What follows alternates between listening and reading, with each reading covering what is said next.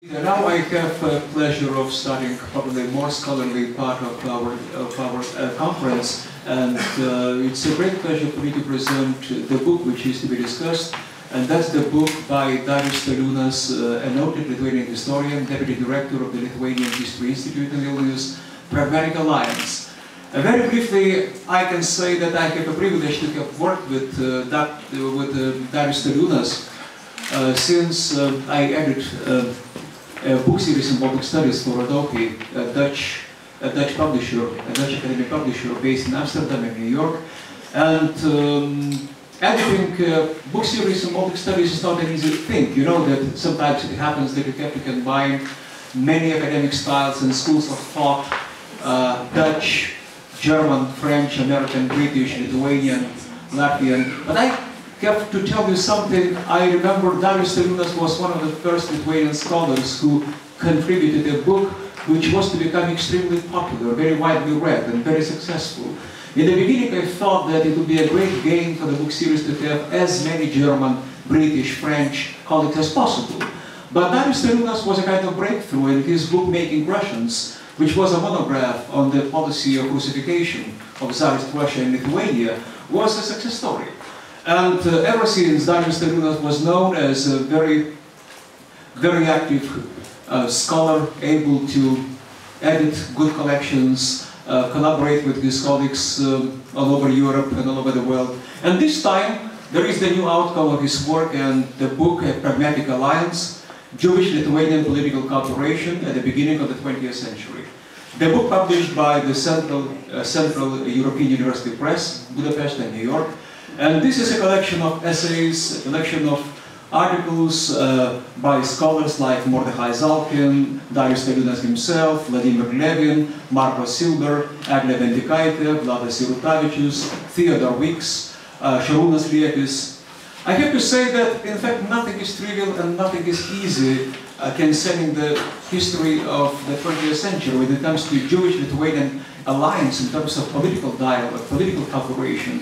Sometimes it's very tempting to assume that, you know, there was something that we can paint black and white, something that, you know, was more or less idyllic, beautiful, romantic, and then it was just the hell on earth in the 20th century. But in fact, what remains sometimes as blank pages in the story are very complex and difficult aspects of political cooperation between Lithuanian Jewish groups concerning Vilnius, the exciting story of Vilnius, its loss, its regain. And all of these pages, I think, were refilled with life by scholars like Darius Staliūnas and his fellow historians. And I think enough of me, that's the time for Dr. Darius Staliūnas himself to describe the book and then to give the floor for other historians who I think will tell us something about the novelty and the importance of this book. Dr. Staliūnas, the floor is yours.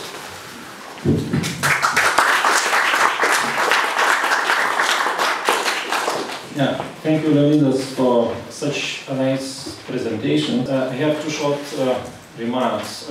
First of all, thank you very much for coming to this, I thought, a rather academic discussion. And the second point is that this book is edited not only by myself, but also by my colleague Vladas Irutavičius. And you see his name is also on the book, and he's somewhere in the audience.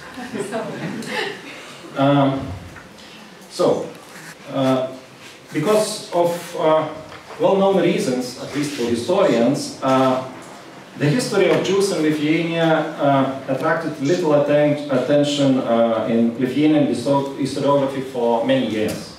This is true for interwar period as well as for the Soviet times. And a lot has changed in the last 2 decades, but still historians usually concentrate their attention on animosities, anti-Semitism, stereotypes, etc.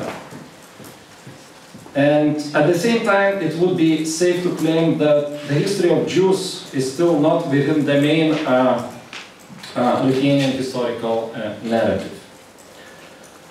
Thus, the issue of political relations of Jews and Lithuanians in modern times has received little attention from researchers. The ethnocentric view that prevailed in Lithuanian historiography for a long time did not leave much space for the history of other national groups. And when the relations of Lithuanians and other national groups become a subject of Lithuanian historiography, then first of all, the relations between Lithuanians and Poles were at the center of the interest of historians. At the same time, Lithuanians, as an ethnic group, as a nation, didn't play a significant role in the context of political history of Jews of Central and Eastern Europe, particularly when we speak about 19th century history. And this is, to some extent, also understandable. If we take into account Jewish identities, for example, in the 19th century, then it's clear that one has to talk about Polish or Russian Jews. And as we see in the last published volumes, for example, one by Anton Polonsky, who is among us today.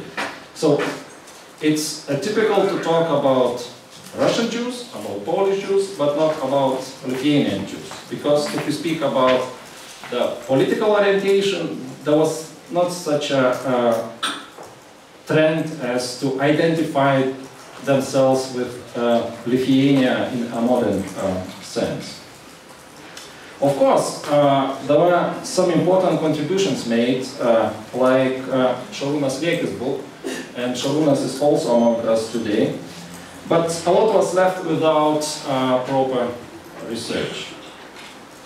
So the chapters collected in this volume aims to fill the existing gap by discussing the political relations of Lithuanians and Jews at the end of 19th and beginning of 20th century.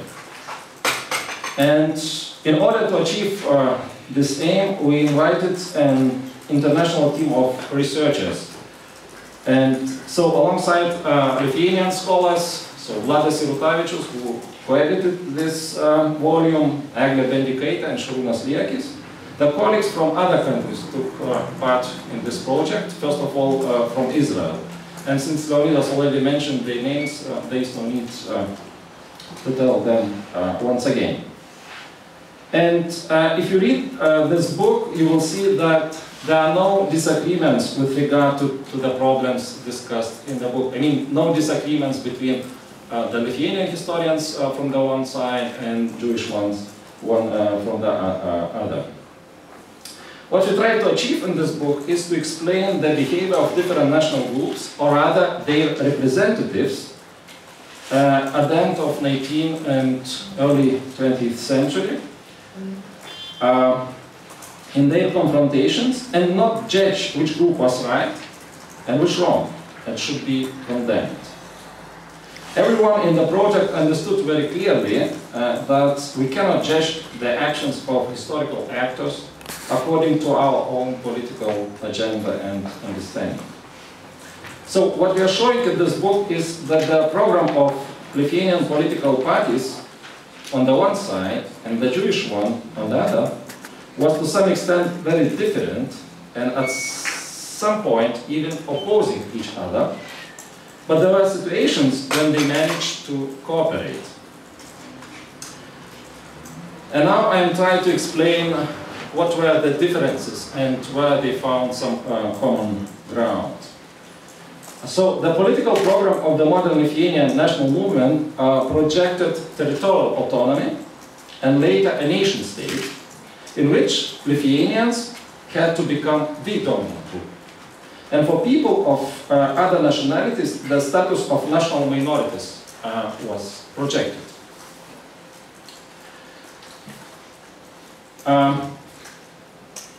There were factors that encouraged cooperation. The Lithuanians and the Jews could work together to eliminate discrimination on the ethnic, or national, or confessional basis, which was introduced in the Russian Empire.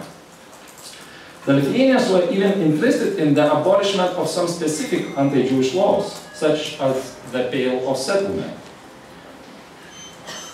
However, the most important motive that encouraged Lithuanian politicians to cooperate with the Jews had to do with the search for allies in their struggle against their main enemy, the Poles.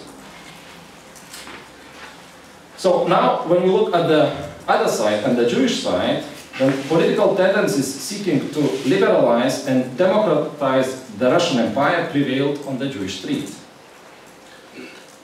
So Jews were not interested in a creation of nation states within the Russian Empire.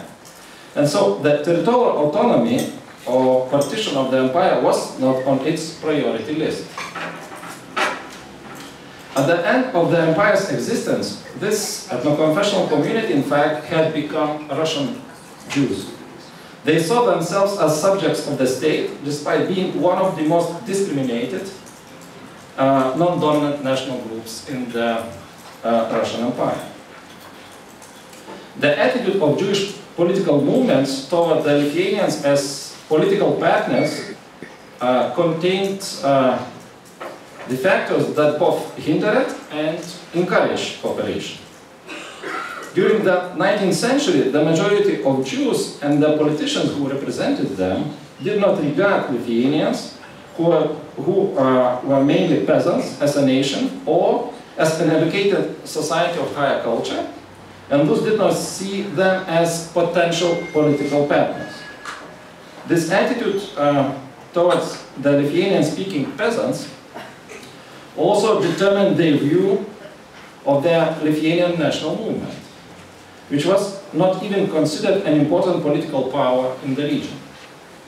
When the Lithuanian national movement could no longer be ignored, especially before World War I, the wish of the Lithuanians to achieve territorial autonomy in which they would be the dominant nation caused a great deal of anxiety on the Jewish state. So the contributions focusing on the period of the Russian Empire note that even in those cases when Jewish and Lithuanian politicians did collaborate, it happened because of tactical circumstances rather than some basic strategic aims. World War I radically changed the situation.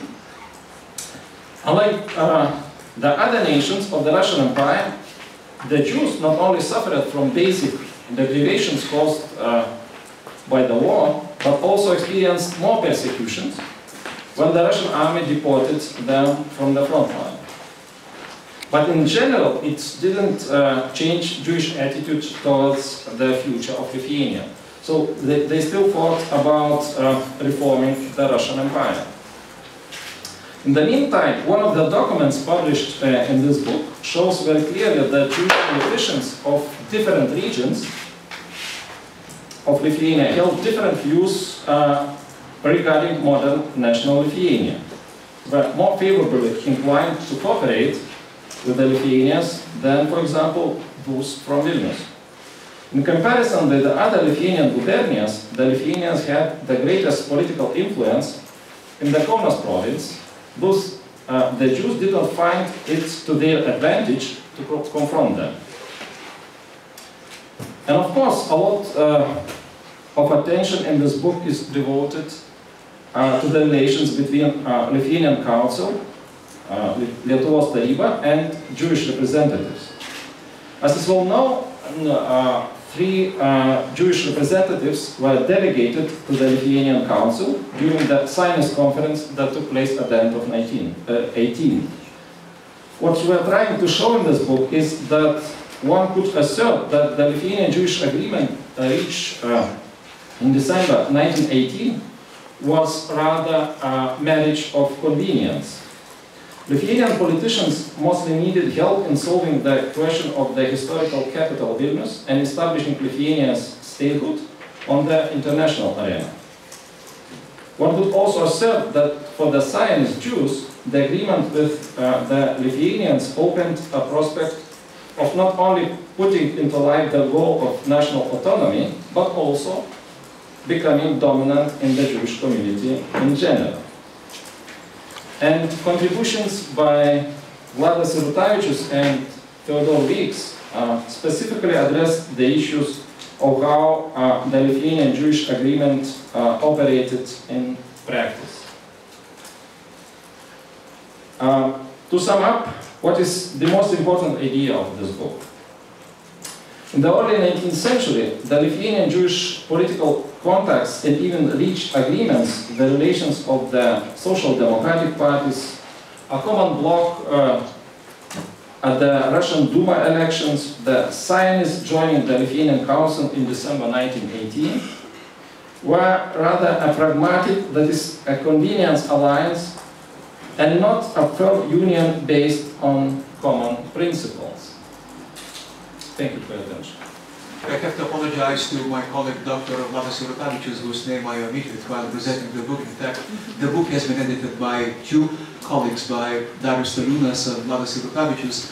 At the same time, I have to say that I forgot to mention the fact that I think, if my memory serves me, one of the first books, if not, I think the second one of the series, no, the first one, when we initiated the series with Rodopi, was edited by Stefan Steiner, Darius Staliūnas, and Tardas, and that was the book, The Vanished World of Lithuanian Jews, which was a collection of articles, and I have to say a very good one. So that's why I think that if this time the book is more about the incorporation of the Jews into the historical narrative of Lithuania. So for the first time, that the book edited by Darius Staliūnas and his Obsepir, that was more about the disappearance of the Jews from Lithuanian history and present. So these perspectives, I think, they embrace really much of this common history of Lithuanians and Jews,